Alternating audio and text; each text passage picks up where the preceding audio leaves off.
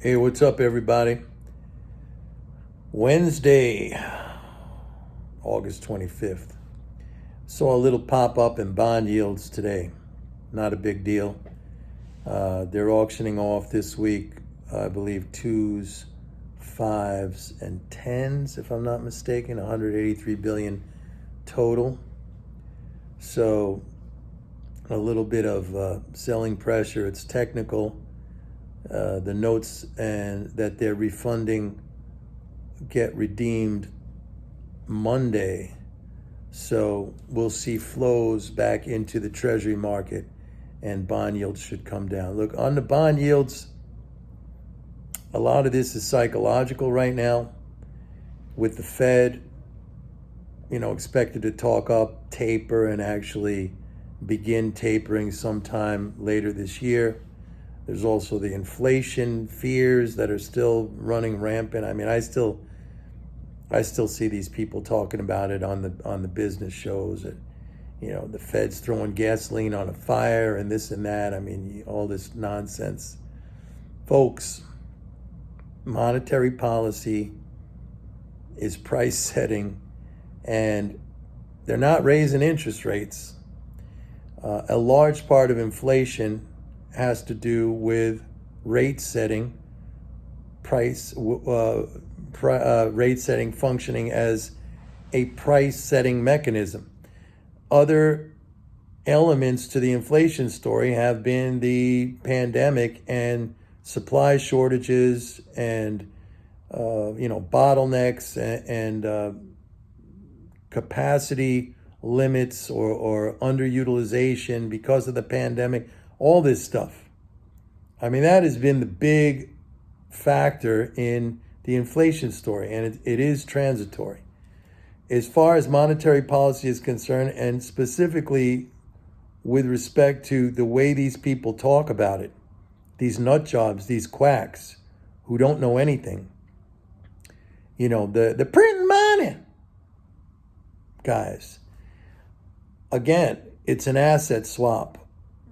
Fed taking away one form of a dollar, treasuries, replacing it with another form of a dollar, reserve balances. And you can also see at the same time a significant reduction in income flows to the economy via the interest channel as rates are lowered. I mean, right now we're like 17 billion down year over year in interest on treasury securities. That's 17 billion of income that would have flowed to the economy.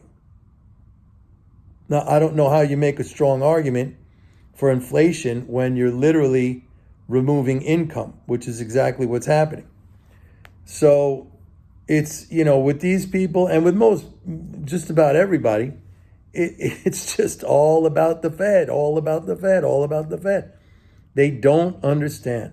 Monetary policy is irrelevant outside of its price setting function and its recomposition of assets in the economy. That's it. That's it. Now, if you want to talk about monetary policy as being inflationary, then you have to speak about it with the understanding that higher rates raise the general price level and vice versa. I mean, we just had a great example of this in Brazil, where the central bank now is on its fifth rate hike and inflation is accelerating. Okay, 5 rate hikes and inflation is accelerating. And in contrast to, and also you can look at, there are a lot of other examples that are similar. I mean, Turkey is a great example where the central bank there has put through a number of rate hikes, very significant rate hikes, and inflation is high. And the counter situation or the reverse situation is Japan, where the Bank of Japan has been running at zero or negative rates for a very long period of time, And, they're sitting there scratching their head as to why they cannot raise the inflation rate, which, oddly, that's their goal. I mean, if you really want to raise the inflation rate, then follow the example of Brazil or follow the example of Turkey, because they're doing a fantastic job by raising the price level. Inflation is largely about some monopolist or some factor having the ability to raise prices. And there's no greater monopolist than the government itself with its own currency. And that would include the central bank of the government. And, we also have this situation again with the COVID and the pandemic, which has been inhibiting supply. So the economy, if something's broken in the economy where it can't respond to demand, where it's having a problem responding to increases in demand, then yeah, you're going to have a problem with prices. But, these are things that are going to get ironed out. Eventually, they're going to get ironed out. I mean, hopefully we'll peak with the COVID levels. This is where we're 18, 19 months into this. Businesses are opening up. I mean, things are starting to flow. There are still problems. I mean, I read about problems. I hear about problems still globally. So that, that's going to be a factor. It'll continue to be a factor. But, we'll get this under control. Things are going to open up.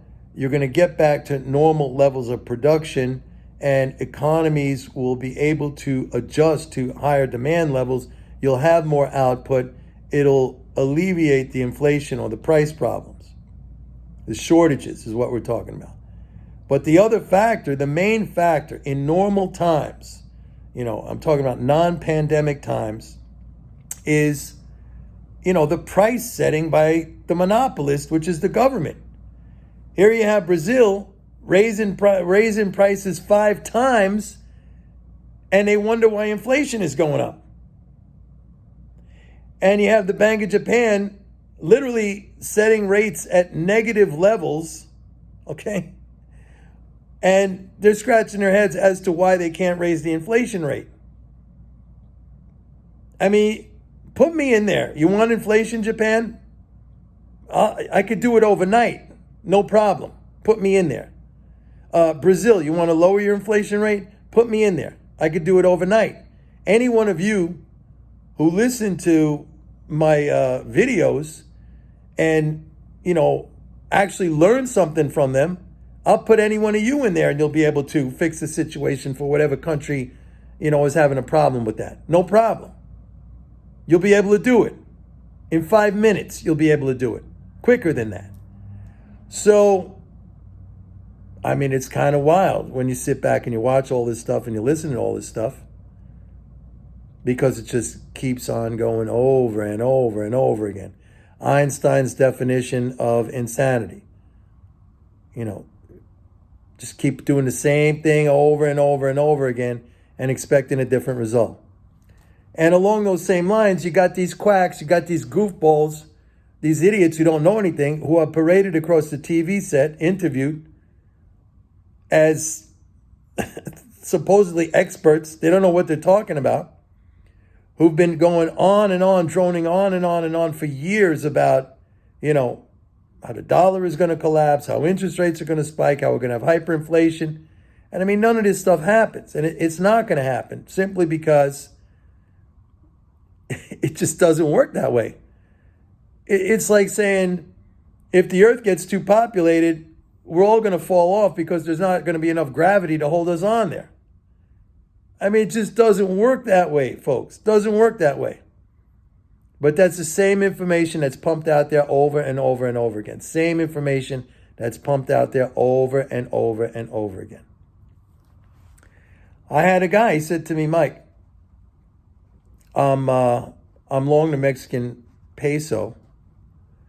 So he's short dollar, long Mexican peso. And he said, Mexico just raised the interest rate and the peso's going down.